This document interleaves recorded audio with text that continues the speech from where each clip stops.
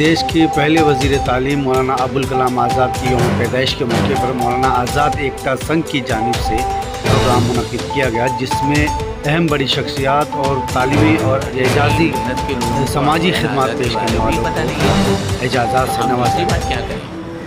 और उन्होंने देखिए, आजकल जो माहौल है, जो हमारा अंजुमन का तजुर्बा है, लड़कियां पढ़ रही हैं और लड़कियां पढ़ ही नहीं रही हैं, मेरे वो मेरिट पे भी आती हैं, लड़के हमारे नहीं पढ़ रहे हैं। तो हमने कोशिश करना चाहिए कि हमारे लड़कों को भी अच्छी तालीम मिले। एकता संघ, निज़ामुद्दीन रायन, यूसुफ भाई शेख और आरिफ भाई और ये सारे लोग जो हैं, हर साल मौलाना आज़ाद के बारे में एक सेमिनार करते हैं, लोगों को बताते हैं। ये हमारे बच्चों को, आइंदा नस्ल, जो नई नस्ल आ रहे हैं, उनको पता नहीं है कि मौलाना अबुल कलाम आज़ाद ने कितनी कुर्बानी दी। उन्होंने, उनकी वजह से हिंदुस्तान के अंदर आज जो मुसलमान इतने हैं आज, ये मैं तो कहता हूँ कि उनकी वजह से रुके हुए, नहीं तो सब बोरिया बस्तर बांध करके सब जाने वाले। आज मौलाना आज़ाद का बर्थडे था और उस बर्थडे को मनाने के लिए हमने अंजुमन इस्लाम का ये इदारा, जहाँ आज ये प्रोग्राम हुआ, उसको हमने सेलिब्रेट किया। और चूँकि सर सैयद का भी इसी महीने में बर्थडे था, तो एजुकेशन के दोनों टॉप सितारे जो इस हिंदुस्तान की मेमार हैं, जिनकी वजह से आज मुस्लिम कम्युनिटी और बाकी दूसरी कम्युनिटियाँ भी आज एजुकेशन ले रही हैं। और वो इदारे न सिर्फ हिंदुस्तान बल्कि पूरी दुनिया में जहाँ जहाँ तालीम की बात होगी भारत के, उसमें अलीगढ़ का नाम और दूसरे स्कूलों का नाम आएगा। शहर के वो बहुत सारे NGO, जो बहुत सारे लोगों को बुलाकर आज हमने ये बर्थडे यहाँ मनाया, यकीनन इस उम्मीद के साथ कि आने वाले दिनों में हम अपने बच्चों को और इस मुल्क के भविष्य को ये बता सकें कि मुल्क में मुसलमानों के इन आबो अजदाद ने इस देश को क्या जन्मदिन था, उनकी सालगिरह थी। और आज हमने पूरे महाराष्ट्र में मौलाना आज़ाद एकता संघ ने, ये सिर्फ हम बम्बई की हद तक के प्रोग्राम रखे, बाकी पूरे महाराष्ट्र में इस प्रोग्राम को यौम तालीम के उससे मनाया गया है। और जश्न सालगिरह, उसके साथ सर सैयद अहमद ख़ान साहब, उनका भी हमने जश्न सालगिरह मनाया। हम श्री जनाब डॉक्टर ज़हीर काजी साहब आए, हम उनका भी बहुत शुक्र अदा करते हैं। इसी तरह इकबाल मेमन ऑफिसर साहब आए, सरफराज आरजू साहब आए और सारी शख्सियतें आई और इस प्रोग्राम को कामयाब बनाया। आइंदा भी हम इस तरह के प्रोग्राम करते रहेंगे।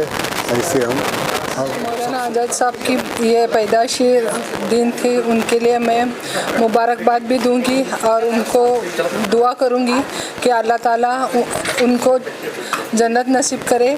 के लिए आगे ये बढ़ाना चाहिए और पढ़ाई करनी चाहिए अच्छे से, और वो सिलसिला उनका चलना चाहिए और नाम उनका मिटने से बचा। आज ये अंजुमन इस्लाम में निज़ामुद्दीन रायन साहब और उनकी जो NGO है, उसने एक प्रोग्राम ऑर्गेनाइज़ किया, बड़ा अच्छा प्रोग्राम था।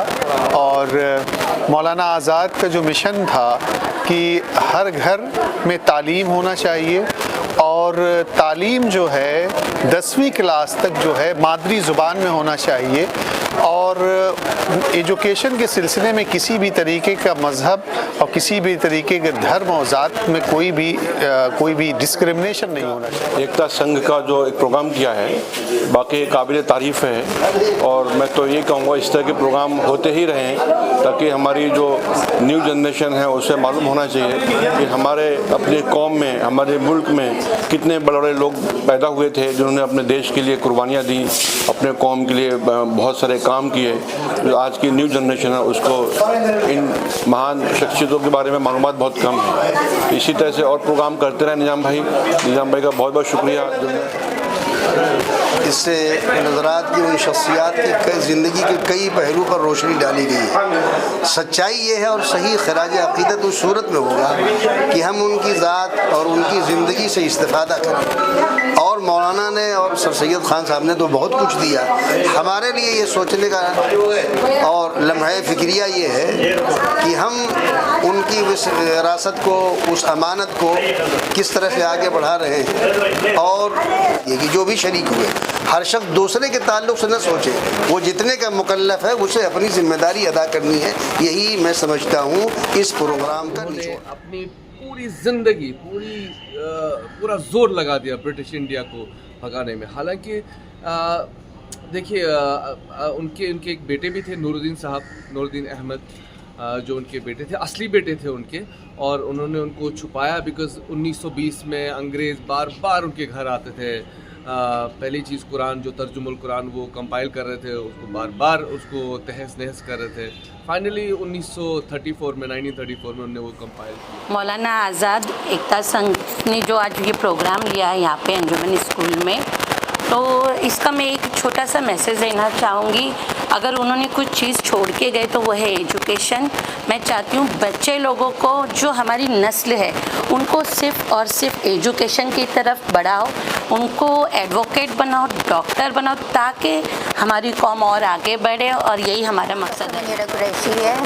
आज 11 नवंबर 2025 हम अंजुमन इस्लाम में जमा हुए हैं यौम पैदाइश मनाने के लिए।